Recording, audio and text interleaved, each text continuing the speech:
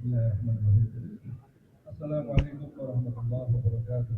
Allahu Akbar, Allahu Akbar, Allahu Akbar.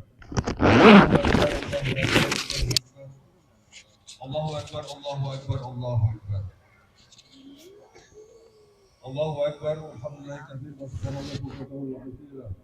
La ilaha illallah صدق وعده ونصر عبده وعز جنده وهزم الاحزاب وحده لا اله الا الله ولا نعبد الا اياه مخلصين له الدين ولو كره الكافرون لا اله الا الله الله اكبر الله اكبر ولله الحمد الحمد لله الذي وفقنا بالاسلام شهر رمضان وعاننا على الصيام والقيام وجعلنا خير امه اخرجت للناس نحمده على توفيقه وهدايته واشهد ان لا اله الا الله وحده لا شريك له الملك الحق المبين واشهد ان محمدا عبده ورسوله خاتم النبيين والصلاه والسلام على سيدنا محمد وعلى اله وصحبه والتابعين ومن تبعهم باحسان الى يوم الدين اما بعد فيا عباد الله اوصيكم ونفسي بتقوى الله فقد فاز المتقون وحثكم على طاعته لعلكم ترحمون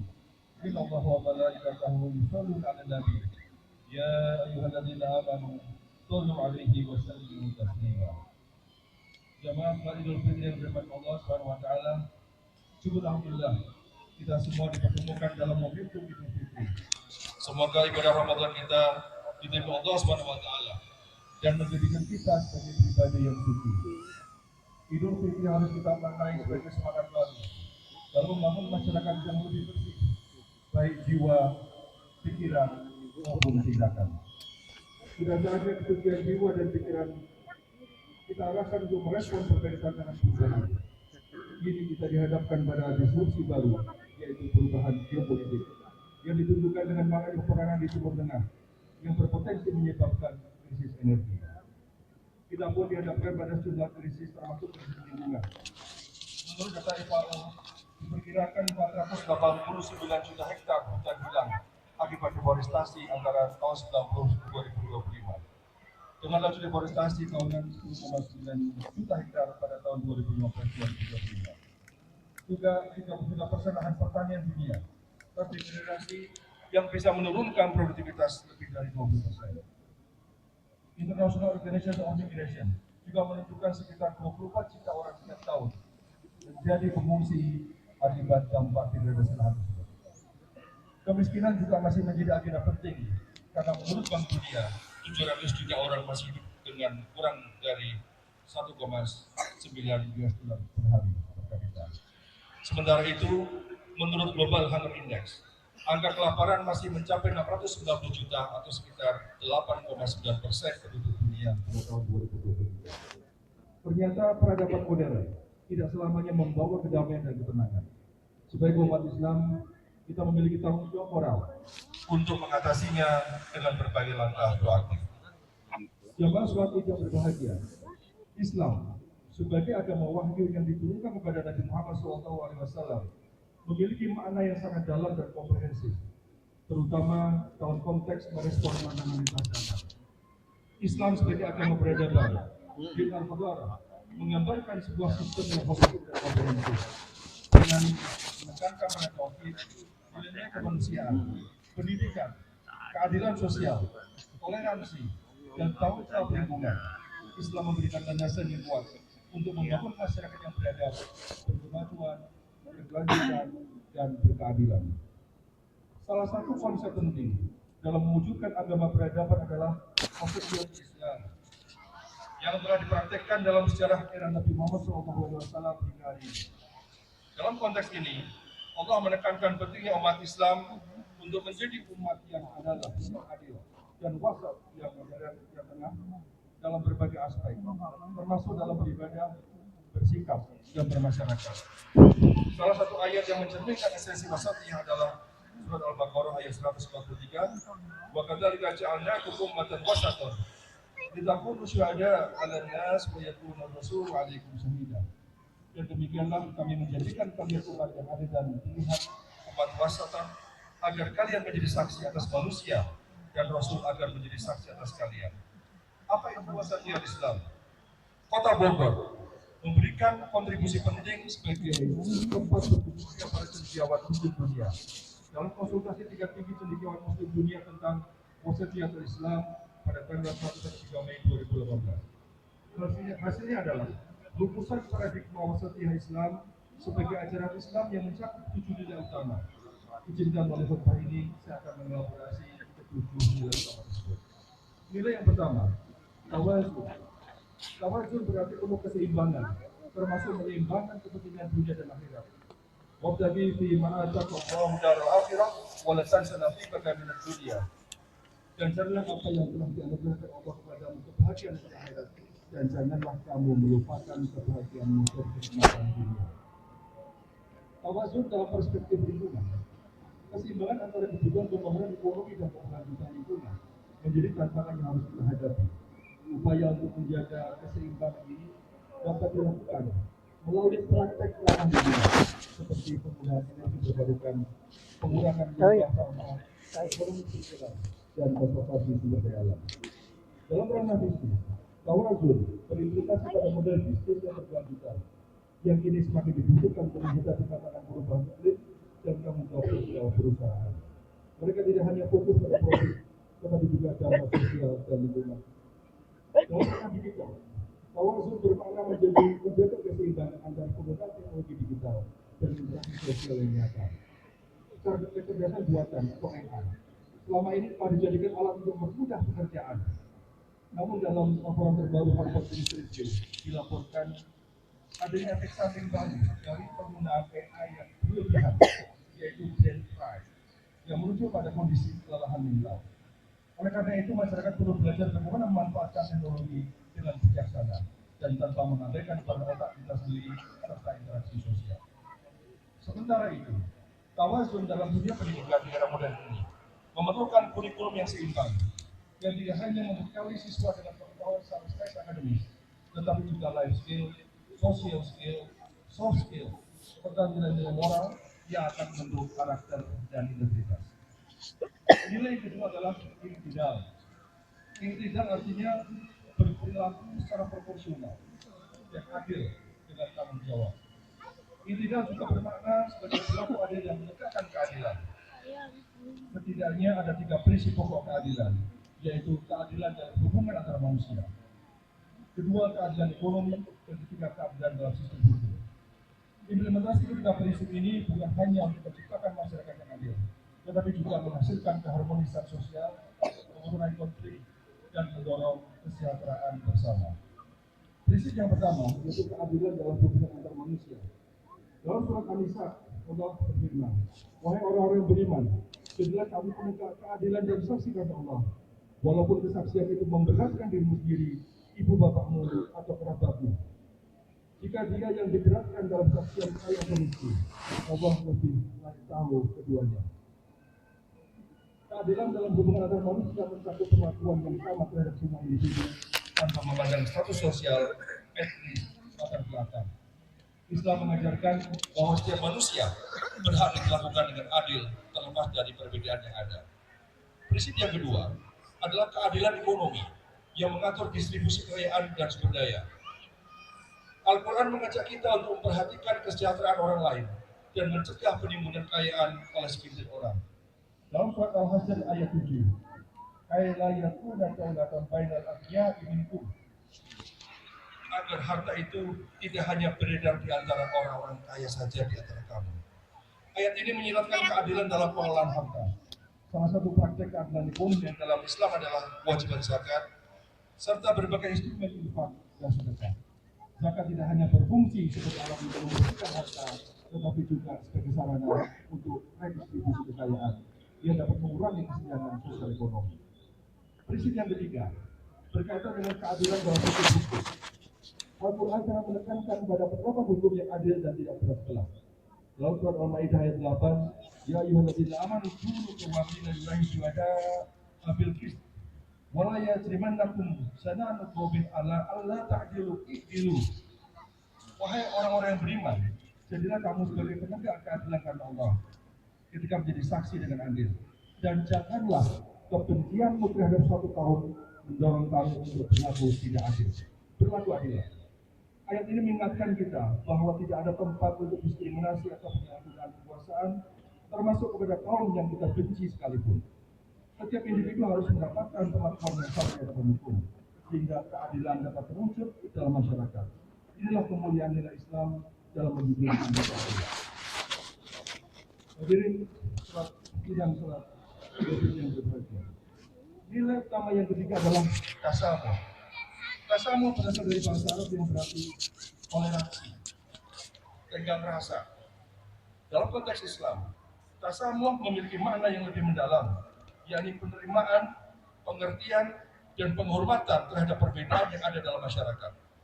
Dalam Al-Quran, konsep toleransi dicontohkan melalui banyak ayat yang menekankan pentingnya hidup berdampingan secara harmonis, meskipun terdapat perbedaan dalam keyakinan, budaya, maupun latar belakang sosial. Salah satu ayat yang sering dijadikan referensi adalah surat Al-Hujurat ayat 13 yang menekankan bahwa perbedaan suku, bangsa, dan gender seharusnya tidak menjadi penghalang untuk hidup rukun. Ya ayuhan nasu inna khalaqnakum min dzakarin wa untha wa ja'alnakum syu'uban wa qabaila lita'arafu inna akramakum indallahi atqakum. Wahai umat manusia, sesungguhnya kami menciptakan kalian dari seorang lelaki dan seorang wanita dan menjadikan kalian berbangsa-bangsa dan bersuku-suku agar kalian saling mengenal. Sesungguhnya orang yang paling mulia di antara kalian adalah yang paling bertakwa. Tasawuf mengajarkan bahwa manusia harus saling mengenal dan menghormati satu sama lain, terlepas dari perbedaan yang ada. Selain itu, surat Al-Mumtahanah juga memberikan perspektif yang kuat mengenai toleransi. Allah tidak melarang kalian untuk berbuat baik dan berlaku adil terhadap orang yang tidak memerangi kalian dalam agama dan tidak mengusir kalian dari kampung halaman kalian. Sesungguhnya Allah menyukai orang-orang yang berlaku adil. Dari ayat ini jelas terlihat bahwa Allah mendorong umatnya untuk berbuat baik dan saling menghormati, bahkan kepada mereka yang berbeda agama. Ini menunjukkan bahwa tasamuh adalah nilai yang dijunjung tinggi dalam Islam, yang membuat umat Muslim diharapkan untuk menjalin hubungan baik dengan semua orang. Saat ini diperlukan kemampuan untuk senantiasa mencari titik temu, karena kita meyakini bahwa sebenarnya kesamaan dengan orang lain itu lebih banyak daripada perbedaannya. Dalam surah Al-Baqarah ayat 213, Allah berfirman, manusia itu adalah umat yang satu, karena nasu ummatan wahidah. Begitu pula dalam surah Al-Kafirun ayat 6, untuk agamamu dan untuk agamaku. Lalu didukung wali. Ayat ini secara tegas menunjukkan toleransi dan penghormatan terhadap perbedaan keyakinan. Nilai yang keempat adalah syura. Asyura cenderung kepada musyawarah dalam menyelesaikan masalah melalui pembicaraan untuk mencapai kesepakatan. Prinsip asyura atau musyawarah yang penting untuk meningkatkan partisipasi, memperluas sudut pandang, dan tercapainya konsensus yang bisa meningkatkan legitimasi keputusan dan memperkuat stabilitas. Dalam surat Al-Imran ayat 159 ditegaskan, maka disebutkan Muhammad dan Allah, kamu bersikap lemah lembut terhadap mereka, dan sekiranya kamu bersikap keras lagi berhati kasar, niscaya mereka akan lari dari sekelilingmu. Maka maafkanlah mereka dan mohonlah ampun untuk mereka, serta bermusyawarahlah dengan mereka dengan urusan itu. Rasulullah telah memberikan keteladanan dalam bermusyawarah. Salah satunya melalui perjanjian Hudaybiyah pada tahun ke-6 Hijriah. Pernah suatu ketika Rasulullah ketika berencana ingin kembali ke Mekah untuk menjalankan ibadah haji, ditekan oleh suku Quraisy. Maka pada saat itulah Rasulullah meminta pandangan dan pendapat dari para sahabat pada waktu itu. Hasil musyawarah dengan para sahabat dipersiapkan untuk bernegosiasi dengan suku Quraisy, dan ternyata pada akhirnya menguntungkan di masa mendatang. Setelah hijrah ke Madinah, Nabi Muhammad meluluskan dia ke Madinah yang melibatkan perwakilan dari berbagai suku dan golongan baik Muslim maupun non-Muslim. Melalui musyawarah, mereka membahas hak dan kewajiban masing-masing untuk menjadi pedoman hidup bersama dengan tatanan sosial yang harmonis. Juga dalam perang Badar, salah satu perang besar yang dari umat Islam, Nabi Muhammad mengadakan musyawarah dengan para sahabatnya untuk menentukan strategi perang sehingga berhasil mencapai kemenangan yang sangat signifikan. Nilai yang kelima adalah al-Islam. Al-Islam adalah sebuah istilah dalam bahasa Arab yang secara harfiah berarti perbaikan atau pembaruan. Dalam konteks yang lebih luas, Al-Islam mengacu pada upaya untuk memperbaiki keadaan suatu masyarakat, individu, atau sistem dengan tujuan mencapai kesejahteraan, keadilan, dan kemajuan. Tentu saja al-Islah di sini tidak hanya diartikan sebagai perbaikan atau amar ma'ruf, tetapi juga harus dimaknai dengan pengertian nahi munkar untuk melawan penindasan, ketidakadilan, dan korupsi. Dalam sejarah Islam, al-Islam menjadi tema penting dalam berbagai gerakan reformasi. Banyak tokoh Islam seperti Imam Al-Ghazali dan Ibnu Khaldun yang mendorong perlunya reformasi dalam pemikiran, praktik, dan tata sosial umat Islam. Mereka percaya pembaruan dan pemahaman agama sangat penting mewujudkan masyarakat yang adil dan beradab. Dalam masyarakat modern, diperlukan internalisasi konsep al-Islah untuk mengatasi berbagai masalah sosial ekonomi, teknologi, lingkungan, dan politik. Setidaknya ada 3 bekal penting yang kita perlukan dalam al-Islah hari ini. Yang pertama adalah bekal mindset positif, bekal niat yang baik, yang diiringi optimisme dan kepercayaan diri untuk melakukan perubahan. Mindset ini harus diiringi kegigihan, kerja keras, dan disiplin tinggi dalam berjuang dan menghadapi tantangan. Hampir semua Rasul gigih dan kerja keras saat dihadapkan pada masalah dan tantangan berat dalam berdakwah. Nabi Nuh butuh waktu ratusan tahun untuk bisa terus berdakwah. Inilah yang membuat Nabi Nuh dikenal sebagai ulul azmi. Yang kedua adalah bekal ilmu pengetahuan, teknologi, dan inovasi yang berdampak pada perubahan dan kemajuan. Peraih hadiah Nobel, Paul Boomer mengatakan tentang endogenous growth theory bahwa pilar pertumbuhan ekonomi ke depan adalah inovasi, R&D, dan entrepreneurship. Salah satu contoh bagaimana umat Islam mendorong al-Islah hari ini adalah Omar Yalki adalah contoh baik bagaimana ilmuwan Muslim asal pengungsi Palestina yang meraih hadiah Nobel karena menemukan teknologi untuk memanen air dan udara yang bermanfaat bagi masyarakat yang tinggal di gurun pasir. Dulu kita memanen dari tanah, kemudian memanen dari laut. Kini saatnya kita memanen dari udara, memanen O2, memanen CO2, memanen CH4, dan seterusnya. Umar Yagi telah menjalankan prinsip al-Islah yang terpanggil untuk bertindak dan meneliti serta berinovasi. Karena itu diperlukan sebanyak-banyaknya inovator yang bisa membawa transformasi. Bekal yang ketiga adalah bekal integritas yang menjadi pilar bagi terciptanya masyarakat tanpa korupsi dan high trust society yang kondusif bagi tumbuhnya karya-karya inovatif produktif untuk kemajuan. Hal ini juga ditegaskan oleh Fukuyama bahwa high trust society itu modal bagi kemajuan ekonomi sebuah bangsa. Nilai yang keenam adalah al-qudwah.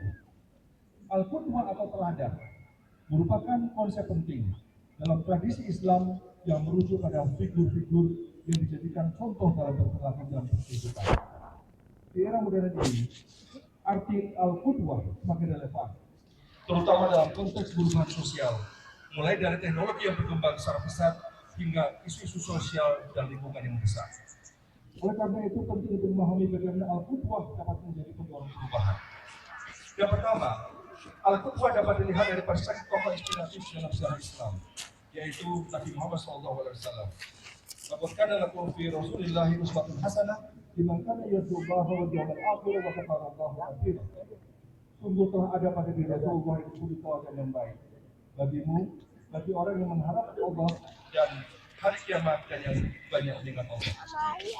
Ini menjelaskan bahwa teladan tertinggi dalam aspek kehidupan. Ya, tahu nggak tempatnya? Terhadap bersama.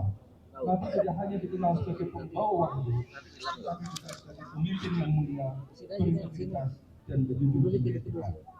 Dalam konteks bisnis pun, Rasulullah menjadi teladan karena prinsip etika yang diajarkannya sehingga dapat meningkatkan reputasi yang baik. Kedua, dalam konteks kepemimpinan, al-qudwah juga berarti menjadi pemimpin yang inspiratif dan transformatif.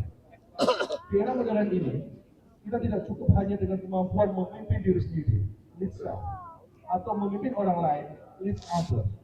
Tetapi hari ini yang kita perlukan adalah kemampuan untuk memimpin perubahan, lead change, dan memimpin masa depan, lead the future. Memimpin perubahan dan memimpin masa depan memerlukan kekuatan visi, imajinasi, kreativitas, dan orientasi future practice serta kemampuan strategi dan kemampuan eksekusi. Yang ketiga, al-qudwah dalam era digital, di mana informasi dan teknologi melalui media sosial berkembang pesat. Disinilah semakin jelas pepatah yang mengatakan bahwa leadership is not about position, leadership is about influence. Dengan maraknya perilaku negatif seperti penyebaran hoax, ujaran kebencian, dan cyberbullying, maka diperlukan al-qudwah seperti tokoh-tokoh influencer yang dapat menjadi teladan dalam berbagai informasi yang benar, saling menghormati pendapat orang lain, dan menjadi sumber inspirasi di dunia maya. Inilah cara untuk menghayati al-qudwah di era digital. Yang terakhir adalah nilai al-muwatanah. Al-muwatanah artinya mengenal bangsa sendiri, menghormati kewarganegaraan dan cinta tanah air. Al-muwatanah bukan hanya sekedar loyalitas pada negara, tetapi juga mencakup rasa memiliki tanggung jawab dan partisipasi individu dalam kehidupan berbangsa dan bernegara. Di negara yang multikultural seperti Indonesia, dengan 1.340 suku bangsa dan 718 bahasa daerah, nilai muwatanah harus dapat menyatukan berbagai macam suku, agama, dan budaya dalam satu identitas nasional melalui pendidikan pendidikan. Oleh karena itu, pendidikan tentang muwatanah sangat penting agar generasi muda dapat memahami dan menghargai keragaman yang ada. Dengan memperkuat al-muwatanah, kita tidak hanya akan menciptakan persatuan dan kesatuan masyarakat, tetapi juga berkontribusi pada dunia yang lebih damai dan harmonis. Hanya dengan cara ini, kita dapat menjalani kehidupan yang seimbang antara rasa cinta kepada negara dan komitmen terhadap nilai-nilai kemanusiaan yang lebih besar. Di satu sisi, individu harus memiliki rasa kebangsaan yang kuat terhadap negara. Namun di sisi lain, mereka juga perlu memahami dan menghargai identitas global yang lebih luas. Dalam konteks ini, al-muwatanah harus dipahami sebagai jembatan yang menghubungkan individu dengan nilai-nilai kemanusiaan universal. Sikap saling menghormati antar negara dan budaya merupakan bagian dari al-muwatanah yang dapat memberikan kontribusi positif dalam membangun perdamaian dan stabilitas global. Dalam hal ini, diplomasi dan kerjasama internasional menjadi kunci untuk menyebarkan nilai-nilai kebangsaan yang bersifat inklusif dan toleran. Jemaah sholat Idul Fitri yang dirahmati Allah Subhanahu wa taala. Semoga 7 nilai wasatiyah Islam, tawazun, i'tidal, tasamuh, syura, al-islah, al-qudwah, al-muwatanah dapat menjadi budaya hidup secara individu dan kolektif di era modern ini. Kita pun perlu untuk membuktikan kepada dunia bahwa umat Islam mampu menjalankan paradigma wasatiyah Islam dalam semua aspek kehidupan untuk membangun umat wasatiyah, masyarakat adil dan makmur, damai, inklusif dan harmonis berdasarkan ajaran dan moralitas Islam. Inilah gambaran bagaimana konstitusi Islam rekonstruksi keagamaan.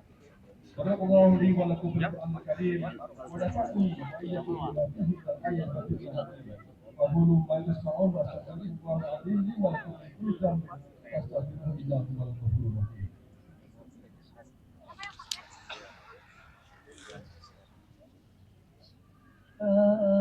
Sayyidina Muhammad.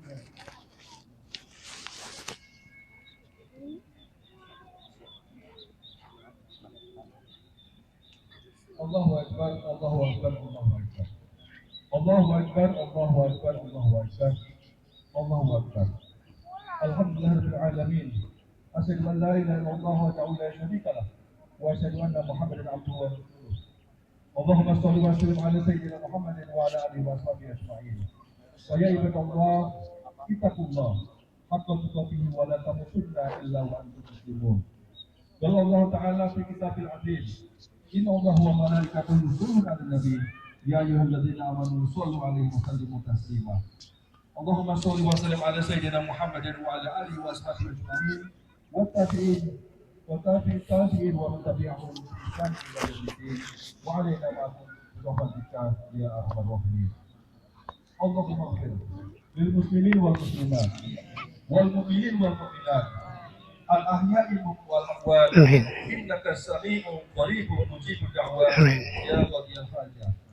Rabbana iftah bainana wa baina qaumina bil haqq wa anta khairul fatihin. Rabbana atina fid dunya hasanah wa fil akhirati hasanah wa qina adzabannar. عباد الله إن الله يأمر بالعدل والإحسان وإيتاء ذي القربى وينهى عن الفحشاء والمنكر والبغي يعظكم لعلكم تذكرون فاذكروا الله يذكركم وادعوه يستجب لكم وذكروا الله أكبر. السلام عليكم ورحمة الله وبركاته.